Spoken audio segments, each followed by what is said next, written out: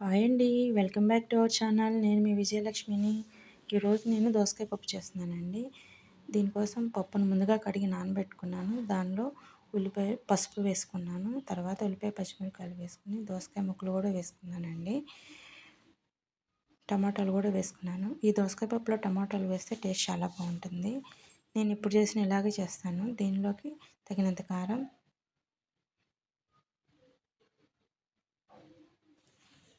చింతపండు కూడా వేసుకోవాలండి. ఇప్పుడు స్టవ్ మీద కుక్కర్ పెట్టుకుని దానిలో వాటర్ వేసుకొని పప్పు గిన్నె పెట్టుకోవాలి. స్టవ్ ఆన్ చేసుకొని కుక్కర్ మీద మూత పెట్టేసుకొని 3 విజిల్స్ రానివ్వాలండి.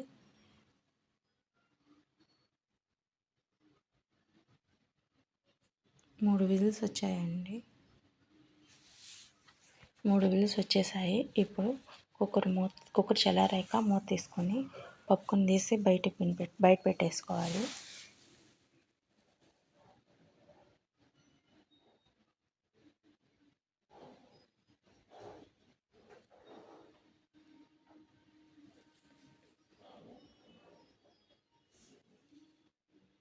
ఇప్పుడు దీనిలోకి తగినంత ఉప్పు వేసుకొని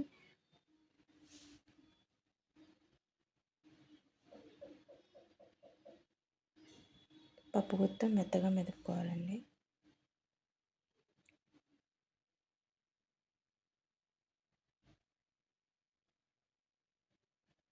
ఈ పప్పును తాలింపు పెట్టుకోవడానికి స్టవ్ ఆన్ చేసుకొని ప్యాన్ పెట్టుకుని ఆయిల్ వేసుకోవాలి.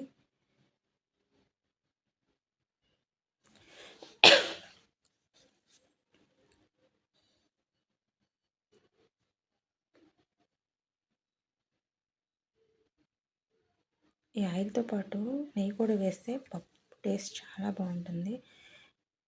పప్పు కూరలు కానీ, పప్పుచారు కానీ, పులుసు కూరలు కానీ వేటిలోనైనా తాలింపులో నెయ్యి వేస్తే చాలా చాలా బాగుంటుంది. ఇంకా దీని టేస్ట్ రెట్టింపు అవుతుందండి. మీలో ఎంతమంది ఇలా చేస్తారండి? కామెంట్ చేయండి. నేనైతే ఎప్పుడు ఇలానే చేస్తాను. నేను ఈ ఛానల్ని కొత్తగా పెట్టానండి. నా వంటలు కనుక మీకు నచ్చినట్లయితే లైక్ చేసి సబ్స్క్రైబ్ చేయండి. మీరు పెట్టే కామెంట్సే నాకు ఇంకా ఎనర్జీని ఇస్తాయి. ఇంకా చేయాలనిపిస్తుంది.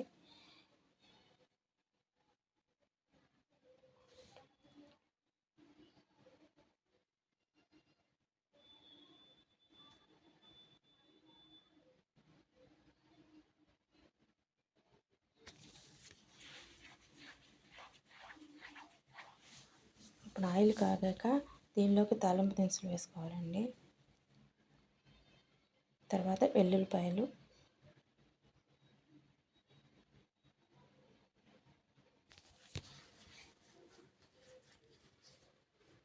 కరివేపాకు కూడా వేసుకోవాలండి.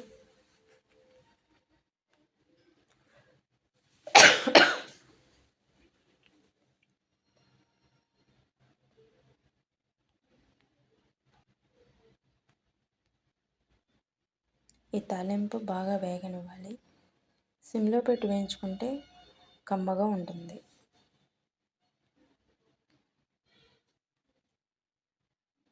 అందుకే ఇంత టైం తీసుకుందండి. తాలింపు సిమ్లో పెట్టి నిదానంగా వేయించాను. ఇప్పుడు ఈ తాలింపు వేగాక దీనిలోకి ఉల్లిపాయ ముక్కలు కూడా వేసుకోవాలి.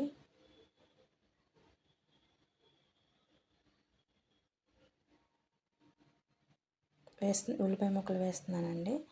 వీటిని బాగా గోల్డెన్ బ్రౌన్లోకి వచ్చే వరకు వేయించుకోవాలి.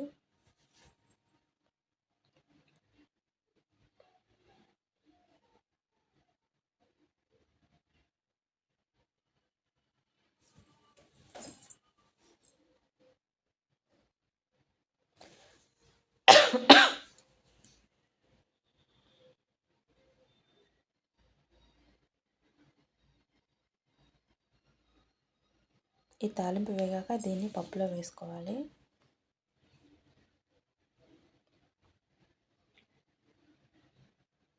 ఇది మొత్తం కలిపేసుకోవాలి.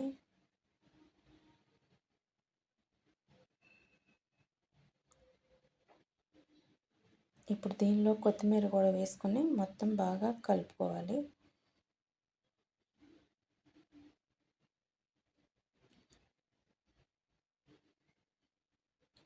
ఈ పప్పు టేస్ట్ అయితే చాలా బాగుందండి. దీన్ని నేను ఈరోజు చపాతీ కాంబినేషన్లో తీసుకున్నాను.